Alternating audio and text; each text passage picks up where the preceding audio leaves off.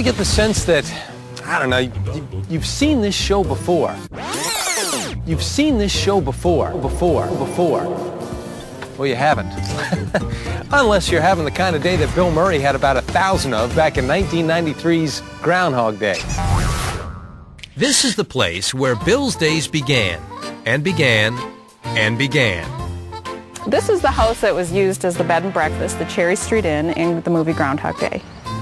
If you see the turret area up there with the arched windows, that's where Bill Murray was looking out the window every morning as he woke up. Now, you might recall that in the movie, Bill Murray's a weatherman covering Groundhog Day in Puxatawney, Pennsylvania. And you know how actors have stand-ins? Well, sometimes towns have stand-ins too.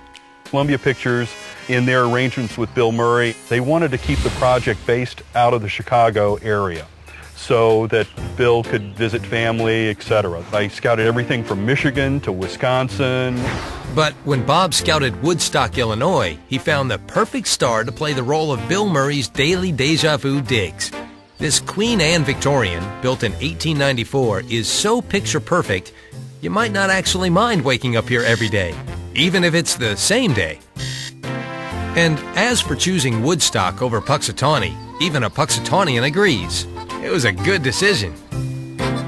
We're here right in the center of Woodstock. It's a beautiful town center, which is what they were looking for when they came to film the movie. They were able to film a lot of the main scenes for the movie right here. Woodstock's definitely got the small town thing down pat. Well, except for the Opera House. Behind me you see the Opera House, which is a beautiful building into itself, but it actually played a very, very pivotal role in our selection of Woodstock as our main town for Groundhog Day. The movie was directed by Harold Ramis, and Harold Ramis is a man who knows what he likes when he sees it. We initially brought Harold Ramis and his entourage up here to show them what Woodstock looked like from a distance. Harold took some pictures, turned to the location manager and said, "I like it, make it happen." Sometimes things just fall into place. Like, for instance, the way the house was perfectly situated to match the vitally important final scene of the movie. We had to have a house in a certain position so that at the end of the movie, where the scene where Bill and Andie MacDowell walk out of the house and then straight down the street, we needed to have that street. So it wasn't just the house, it was the entire layout of the street and the house. My job then was to knock on the door and say, "Hi, how are you? May we make a movie in your home?" Kelly Litton owned the Cherry Street Inn in 1992 when Hollywood came calling. Appropriately enough, she thought the whole thing was pretty funny. I had moved here just 3 to 4 months before from a small town near Punxsutawney. So actually I thought it was kind of a joke, a practical joke perhaps. One of my old friends was playing on me, but once the location manager started talking about Andie MacDowell and Bill Murray, I became very excited. Actually, I think I was jumping up and down on the bed at the time. And in case you spot location managers in your neighborhood, here's a tip. If your house isn't exactly perfect, hey, don't worry. They'll make it perfect, no matter what the cost. I wouldn't classify it as a money pit, but pretty close. All of this trim that's around these curved windows in the front of the house was added by Columbia Pictures. They added bushes all over the place, and Columbia Pictures actually built this arbor at the sidewalk entrance. Kelly's home also got a complete paint job, inside and out. But what she was most pleased with was the fact that, well, let's face it, it's pretty cool having your house immortalized on film. One of the things that I really loved about having my house in the movie is the fact that Groundhog Day seems to be just a timeless film that people talk about year after year after year. And while news cameras are focused on Puxatawney each year during Groundhog Day, Woodstock has its own celebration, which includes tours of the locations made famous by the film. But be warned, the tours only happen once a year. I'm at the top of the Woodstock Opera House clock tower, where Bill Murray's character tried to jump 5 stories.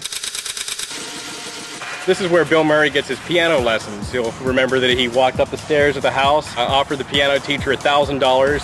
Every morning, Bill Murray would walk around this corner. And you also remember, every day, Bill Murray would go to the Tip Top Cafe with Andie MacDowell for a bite to eat. Marshall and Deborah Smith are the current owners of the Groundhog Day house. And although it's no longer a bed and breakfast, They say they really don't mind a little tourist trade. Definitely on Groundhog Day, when they take the tours around, it feels more like it's a museum or, than a house. Deborah and her husband Marshall keep their movie star house in perfect shape. Well, they'd better, since the neighbors seem to keep tabs on it. There is a sense that the neighborhood owns the house. When the archway broke down, people were nice, but there was a clear sense of you wouldn't let this not have the archway, would you?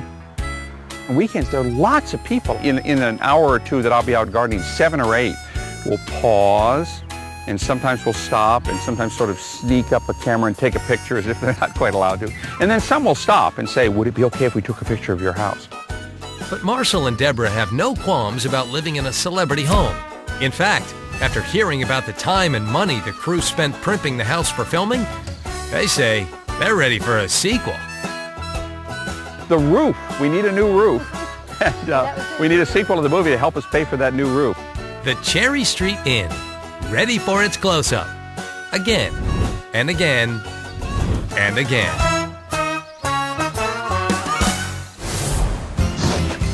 Coming up, art imitates life inside the house from my big fat Greek wedding.